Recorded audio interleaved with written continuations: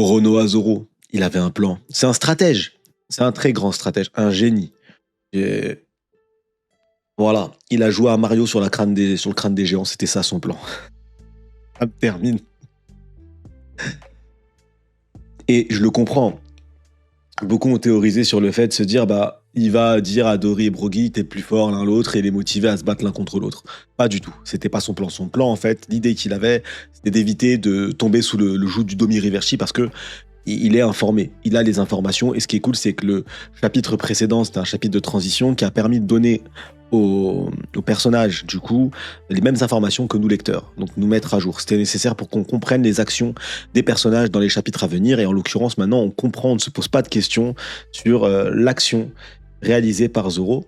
Et du coup, pas du tout. L'objectif, c'était pas de mettre Dory et Brogy en embrouille, mais pour autant, même si c'était pas son plan, ils se sont quand même affrontés indirectement en voulant trancher Zoro. Ils se sont tranchés mutuellement. Maintenant, à voir les conséquences que ça peut avoir dans le prochain chapitre. Est-ce que sous Domi, ça va être tu m'as fait mal, tu m'as blessé, et ils vont se battre, ils vont se foutre sur la gueule l'un l'autre en version Domi. Je trouverais ça un peu dommage. On a déjà vu. Ce qui serait intéressant, c'est qu'à la base, ils étaient là pour la tête de Jarl. Donc qu'ils se concentrent sur la tête de Jarl et que Zoro et les autres essayent de l'en empêcher, avec Jarl compris, parce que Jarl, même s'il est très vieux, même s'il a de la bouteille, il ne se laissera pas faire. Donc on ne parle pas d'une serpillière. Et vu ce que nous montrent actuellement les géants, je pense que ce serait une grande erreur de sous-estimer Jarl. Une très très grande erreur de sous-estimer Jarl. Mais voilà, le plan de Zoro, c'était pas du tout de manipuler Dory et Brogy. Après, c'est pas dans sa manière d'être. Pas dans sa manière d'être. Il a fait une technique, il a tranché 6 géants d'un seul coup. Maintenant, la question qu'on peut se poser, on en a parlé en live, c'est de se dire HDR ou pas. Et on le verra au prochain chapitre. Est-ce qu'avec un HDR assez puissant, tu peux briser le Domi et du coup mettre à terre définitivement les démons sous Domi Riverchi, donc les géants? Parce que on a un passif qui s'appelle God Valley. Il faut pas oublier que Xebec a affronté son clan qui était tous sous Domi. Il les a tous anéantis. Ils ne se sont pas relevés, tout seuls. Maintenant, le problème avec Zoro, c'est qu'il ne sait pas qu'il utilise le HDR. Donc là, on peut nous dire, oui, mais là, c'est du HDR ou pas. J'ai en train de vous dire, mais Zoro lui-même, il sait pas s'il utilise le HDR. À partir de là, c'est compliqué. Actuellement, il y a une limite qui est un peu complexe. Des fois, de se poser la question de se dire, est-ce que c'est du HDA, est-ce que c'est du HDR? Maintenant, il faut voir les conséquences. Voir ce qui va se passer. Ce qui est sûr, c'est que cet arc-là, pour Zoro, c'est un entraînement au HDR. C'est une certitude. Donc, à voir où ce HDR-là va nous mener, et à voir, du coup, quand est-ce qu'il va le conscientiser, quand est-ce qu'il va le dire, ok, je me concentre et je l'utilise. Maintenant, autre point très important, surtout concernant Zoro. Les lames noires. Attendez, peut-être pas, mais les lames noires. C'est quand qu'on se concentre là-dessus? Parce que là, si on parle de HDR et d'utilisation du HDR, est-ce que du coup on mettrait une passerelle entre les liens du HDR et la lame noire, et en sachant que ça créerait forcément un problème derrière?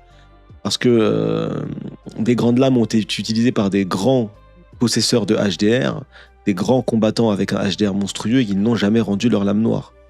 Et du coup, il faudrait que Zoro arrive à les surpasser en un laps de temps assez court, alors qu'il vient à peine de conscientiser réellement qu'il utilisait le HDR. Voilà, ou sinon, les lames noires, on s'en fout, c'est vraiment pas un sujet, et Elbaf, on n'en parlera pas du tout. Et donc, c'est pas du tout le sujet du moment. Et les lames noires, on verra peut-être... on sait rien.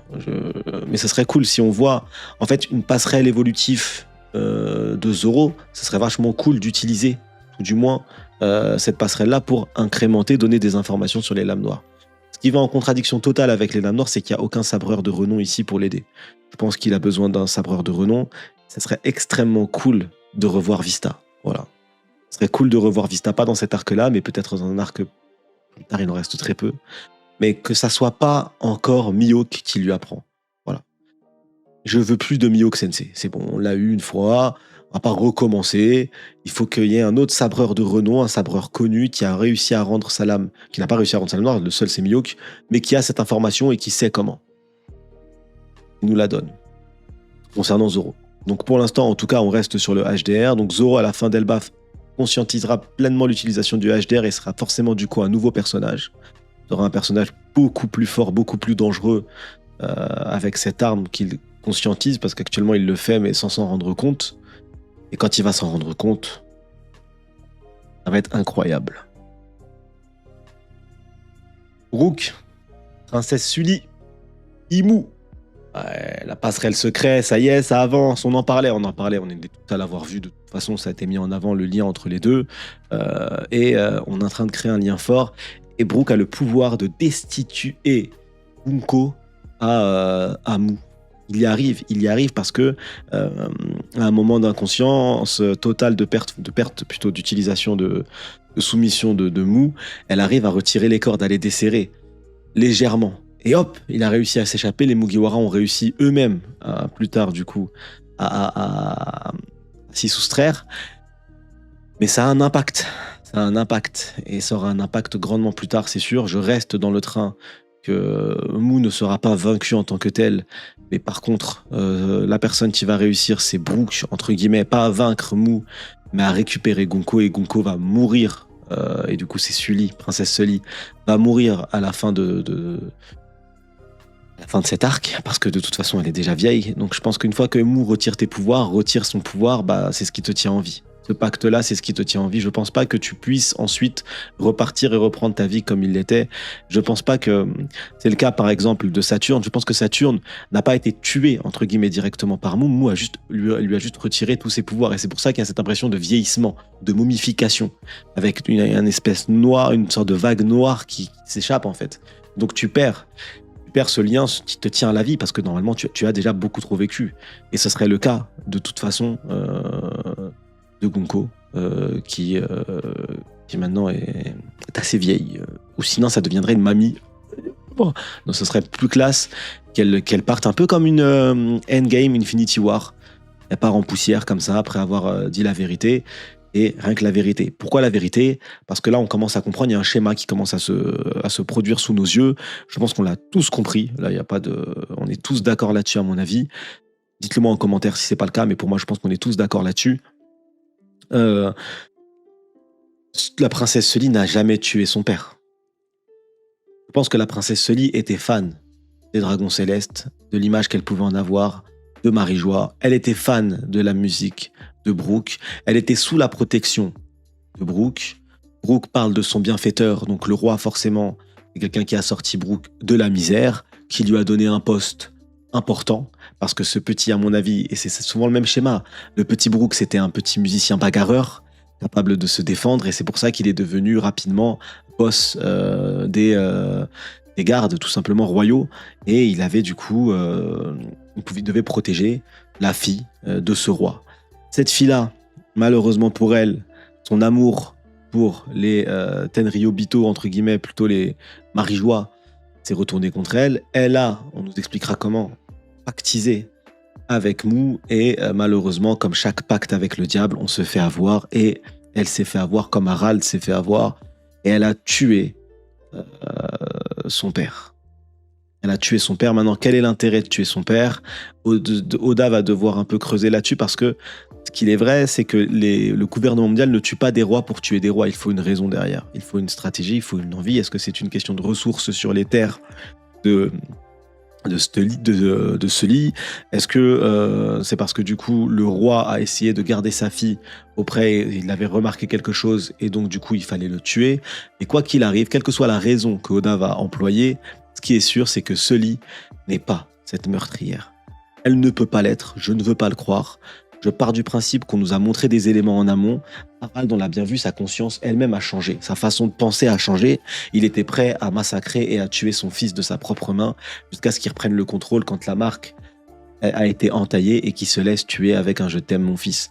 Là, je pense pas qu'on soit exactement dans un schéma identique, dans le sens où c'était le roi qui était manipulé et elle a dû tuer son père. Pourquoi ? Parce que je ne pense pas que qu'elle soit capable de le faire. On l'a vu avec Mu, elle était choquée, traumatisée de cet événement. C'est un événement majeur, c'est un événement rarissime. Tuer un détenteur du pacte qui est censé être immortel, c'est quelque chose qu'on n'est pas censé voir tout le temps. Et surtout, il faut un HDR monumental. C'est ce qui est sous-entendu, il faut un HDR venu des enfers. Donc là, ça sous-entendrait que Princesse Sully possède un HDR équivalent ou assez puissant comme celui de Loki pour annihiler un pacte ça me paraîtrait, ça me paraît compliqué. Ça me paraît compliqué. Je pense pas que le personnage Sully ait cette utilité-là, que ce soit un personnage de puissance absolue, je pense pas. C'est un socle, un réceptacle qui est utile à la narration actuellement, qui est utile surtout créer un lien avec Brooke. Et ce qui est très intelligent avec ce lien avec Brooke, c'est que normalement, si Oda décide de prendre ce chemin-là alors que rien ne lui obligeait à le faire, c'est pour ne pas désacraliser Imu. Et oui, parce que l'objectif là, il faut être totalement honnête et transparent, il n'y a absolument aucune tension dans cet arc. Nous n'avons pas peur pour les Mugiwara. Summers est insignifiant, Killingham ne nous effraie pas, surtout maintenant qu'on est face à un équipage d'empereurs. Les Mugiwara ont affronté et avec nous en leur compagnie l'enfer à Onigashima. C'est pas pour maintenant avoir peur de ce qu'on a vu là, de ce que représentaient les chevaliers divins. Donc le seul personnage actuellement capable de nous effrayer absolument, c'est Mu. Il reste une autre possibilité, c'est l'arrivée de l'intégralité des chevaliers divins, mais il y a un problème avec la trad, du coup en l'occurrence si c'est le cas, où il faudra nous expliquer un socle temporaire spécial, il faut qu'il y ait une temporalité vraiment différente à l'extérieur et à l'intérieur d'Elbaf, et en l'occurrence il faut aussi l'expliquer, du coup parce qu'il y a quand même des incohérences, il y a bien une différence de temporalité, mais normalement Marijoa est en feu. Donc il se passe un événement majeur. Mu est venu les chercher, parce que c'était la merde, dépêchez-vous en fait. On a besoin de vous. Donc là, ça paraît très bizarre de on a besoin de vous et finalement tout le monde débarque.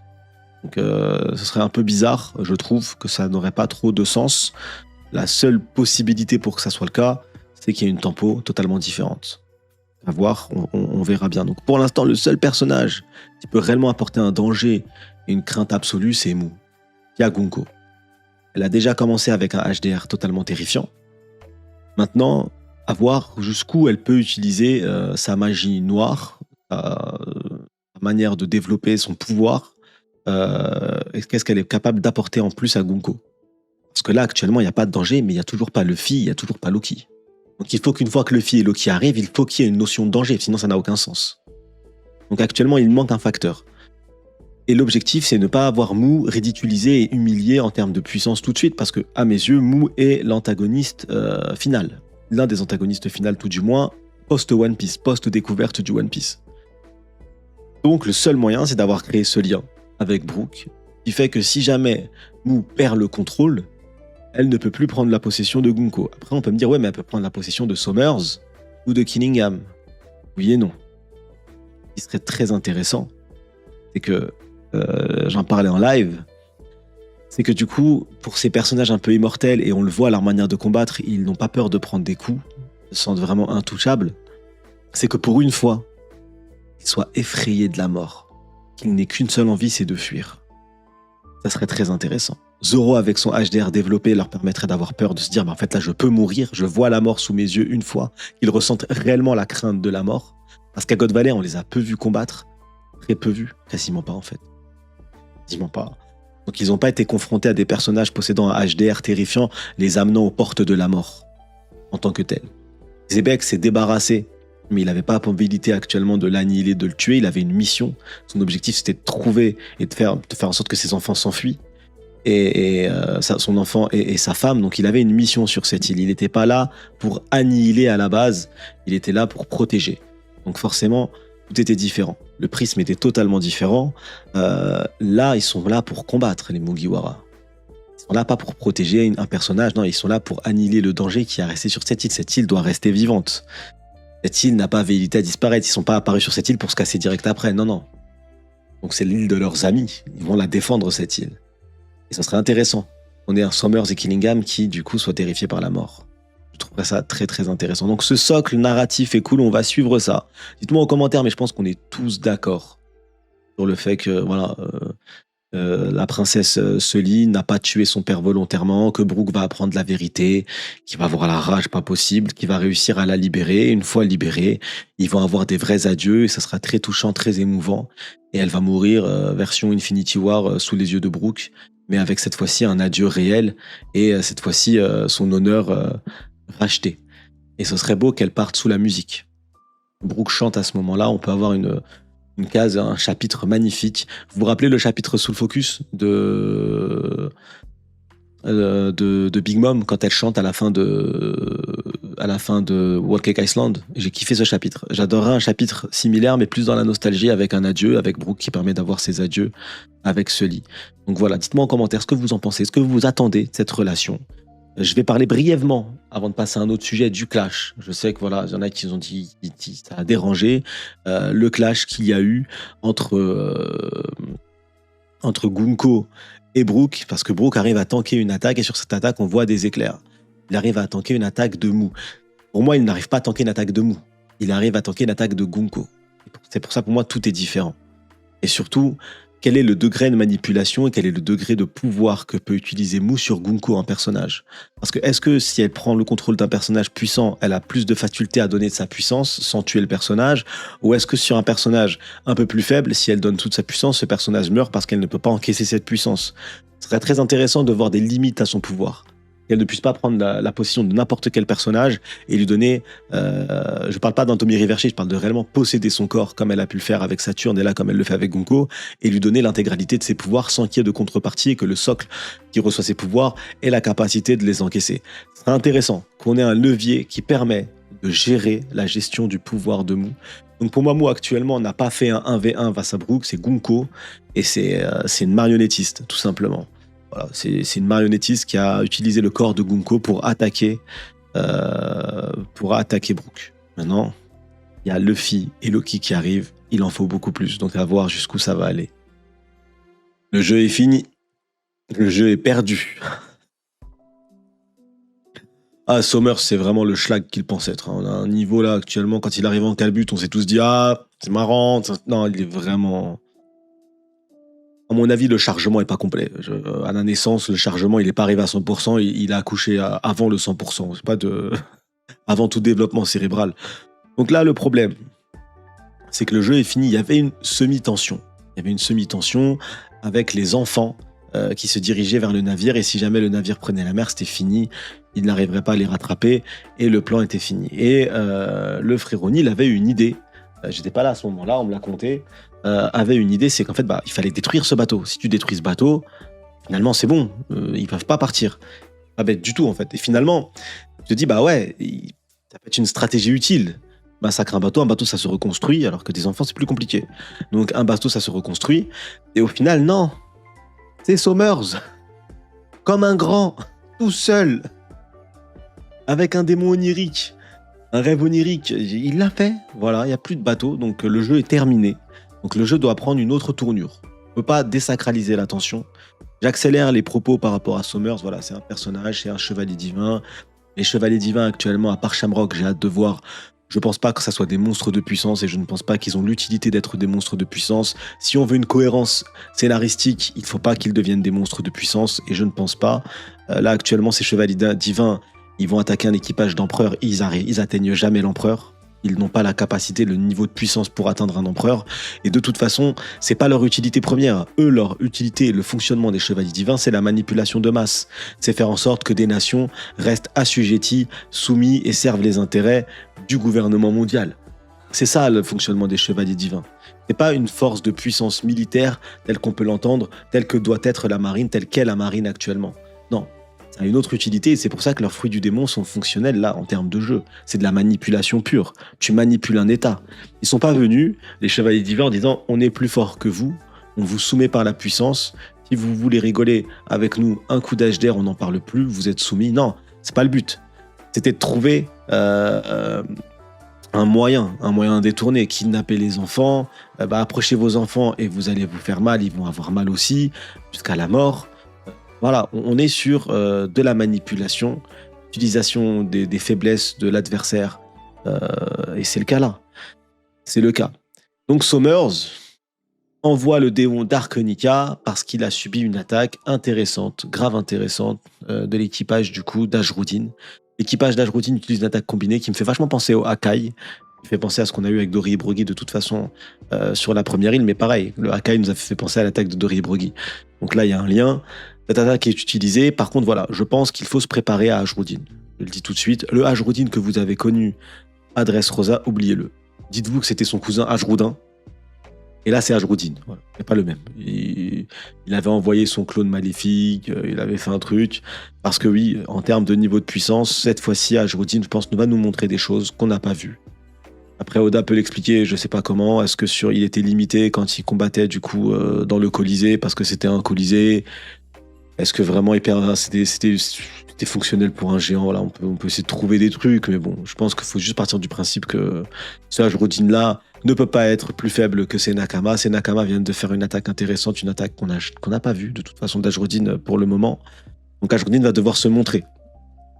Et j'ai hâte de voir ce que ça va donner parce que c'est le frère de Loki. Loki va nous impressionner. Ajroudine ne peut pas être le cancre, c'est pas possible. C'est juste pas possible, il s'est entraîné durement, il a un rêve, il est porté par une ambition. Cette ambition, et il est respecté par les autres géants. Je pense pas que tu puisses être une quiche Lorraine et être respecté par les autres et être suivi. Donc j'ai hâte de voir ce que Ajroudine va faire. Donc voilà, partie du principe qu'Hadès Rosa c'était Ajroudin. Maintenant on verra Ajroudine en place. L'information que nous donne du coup cette fin de chapitre, tout simplement, c'est que tout va changer. Que tout va changer et tout est en train de changer. Mou veut comprendre quel est le lien entre Brook et Sully, du coup, et Sully, et Gunko, et potentiellement perdre un peu des moyens, avoir de la colère, parce que du coup, Sully reprend de la mémoire, donc sa domination, et commence à devenir un peu tangible, tout en sachant que de l'opposé, normalement, Ash à Marie-Joie, elle est aussi attaquée. Donc là, ça part un peu en sucette pour elle. Et le plan d'évasion des enfants est fini, en sachant que les enfants ne peuvent pas traverser la marque des abysses. Ils ne peuvent pas. Donc ça veut dire qu'il faut revoir le plan complètement. Il faut passer sur un autre plan. Et j'ai hâte, j'ai très très hâte. Je suis plus hypé pour ça que pour actuellement le sujet Brook. Pour moi, le sujet Brook, ça va être une histoire intéressante à être contée. On arrive à se projeter sur la finalité. Par contre, là, maintenant, on passe à un autre niveau. Et surtout, c'est peut-être à cause de ça, à cause de cet événement-là, à cause du Dark Nika qui est projeté contre le bateau et que le fait que du coup d'utiliser les enfants actuellement n'est plus une possibilité, en tout cas dans l'état des choses, que Mou va devoir changer ses plans et que changer ses plans fera en sorte que Loki et Luffy sont nécessaires. Parce que actuellement, c'est vrai, Loki et Luffy ne servent absolument à rien. Il n'y a pas de danger. Zoro peut s'occuper des chevaliers divins avec les autres géants. Il n'y a pas de problème, ça va aller. Je ne suis pas du tout stressé pour eux. À aucun moment. Je n'ai de crainte pour eux. Il y a un personnage aussi qu'on attend, c'est Sanji. Maintenant, Sanji, on va partir sur une théorie. Okay, une théorie un peu fofolle. Je sais que Sanji, HDR, c'est extrêmement possible, oui. Maintenant, le seul sujet, c'est faut qu'il arrive à le conscientiser, faut qu'il arrive à l'éveiller, faut qu'il arrive à éveiller son HDR, à l'utiliser rapidement. Ça peut être intéressant qu'il l'éveille maintenant, qu'on puisse avoir du coup le trio Monster sorti d'Elbaf qui possède le HDR, super intéressant. Le trio Monster, les deux ailes du roi des pirates possédaient le HDR, les deux ailes du futur roi des pirates que Sanji possède le HDR, c'est franchement pas déconnant, je vais pas crier au scandale, et j'ai hâte de voir ce que ça peut donner. J'ai hâte de voir ce que ça peut donner. Mais maintenant, partons du principe, et ça qui est intéressant, partons du principe qu'il n'a pas le HDR, ok? Essayons de trouver une solution si jamais il n'a pas d'HDR. Si jamais il n'a pas d'HDR, il faut partir du principe que dans One Piece, les pouvoirs qu'on a dans la première partie de One Piece au tout début, quand on nous explique ce que c'est que les pouvoirs de One Piece, on nous explique rapidement que c'est magique, ta gueule, c'est féerique, c'est beau et tout. Dans le Nouveau Monde, on nous dit c'est scientifique. C'est scientifique. Les fruits du démon ont réussi à être recréés grâce à Vega. Mother Flame a réussi, l'énergie pour les armes antiques a réussi à revivre grâce à la science. Et c'est scientifique. Sanji, il a subi une modification scientifique, même si sa maman, du coup, s'est sacrifiée. Au final, on le voit, quand il a utilisé le suit, du coup, une fois qu'il l'a retiré, même détruit, ça l'a modifié à jamais. Et c'est pour ça qu'il avait peur, à Onigashima, de devenir un monstre. Et d'où l'appel à Zoro. Devenir un monstre, parce que sa mère s'est sacrifiée pour qu'elle ne devienne pas un monstre comme ses frères. Et il s'est dit, je vais finalement devenir un monstre. Et il n'est pas devenu ce monstre, il a eu toutes les améliorations, donc il est aussi fort, mais sans la particularité. Donc ça ne détache pas, ça n'entache pas le sacrifice réalisé par sa mère, et ça c'est vraiment top. Et maintenant, utilisons ça. C'est la science, il est modifié. Génétiquement parlant, ce n'est pas un humain. Génétiquement parlant, il est un humain différent. Il est un humain modifié. C'est un X-Men, si vous voulez. Est-ce que ces modifications génétiques pourraient avoir un impact sur les chevaliers divins. Est-ce que du coup, ces modifications génétiques, son Ifrit Jambe à un autre niveau, seraient capables de blesser un chevalier divin et on se dit mais on comprend pas comment c'est possible, je n'ai pas utilisé le HDR. Est-ce que ça ne pourrait pas être intéressant d'avoir cette modification poussée à l'extrême en sachant qu'on y est clairement. N'oubliez pas l'attaque Kuame Queen, ça lui a absolument rien fait. Et Sanji est passé à un tout autre niveau actuellement. Est-ce qu'on ne pourrait pas appuyer sur cet aspect scientifique pour donner des raisons? Voilà. Donc dites-moi ce que vous en pensez vous en commentaire. Je trouverais ça intéressant. Je trouverais ça très intéressant que ce côté scientifique soit un peu plus développé encore et qu'il y ait un lien et on crée une passerelle encore avec Mou, avec ses pouvoirs et avec les pouvoirs du coup qui viennent d'un autre monde, un monde ancien. Voilà, voilà. En tout cas, j'ai hâte de voir ce que ça va donner. J'ai hâte de voir Sanji sous HDR ou pas. J'ai hâte de voir le résultat. Zoro va aussi développer son HDR. Maintenant, ce qui m'intéresse, c'est la réaction de Mou par rapport au flopage de Summers. Et il faut qu'on retrouve un intérêt à sentir le danger absolu en se disant putain, vite, venez Luffy et Loki, on a besoin de vous. C'est la merde. Bon, j'espère que vous avez apprécié cette review. C'est le retour du coup des reviews. Il y aura des reviews sur chaque chapitre, mais surtout cette semaine. Il y a une vidéo YouTube tous les jours. Tous les jours. Lundi, mardi, mercredi, et jeudi et vendredi. Vous allez avoir votre vidéo YouTube. Voilà, je m'y tiens personnellement. Et sachez aussi que tous les soirs, là, cette semaine, donc du 9 février jusqu'à jeudi soir, il y aura des lives tous les soirs, de nuit. Je vais être dispo pour les faire. Et on les appellera les Sony D Live, mais le D, c'est pour dodo, hein, les Sony Door Live. Ceux qui ont la ref, vous vous souvenez. Donc voilà, je vous invite à rejoindre la chaîne Twitch, ceux que ça intéresse, ce soir. À partir, je pense, de 22h30, 23h, dans ces eaux-là, on va se faire une nocturne. Et ça sera une nocturne tous les soirs, cette semaine. Ok. Donc ceux que ça intéresse, vous êtes les bienvenus, les frérots, sur la chaîne. Vous la retrouvez, du coup, le lien en description. D'ici là, prenez soin de vous. Prenez soin de vos proches et dites-vous juste un truc, la ratiboiserie, c'est jamais fini. Jamais.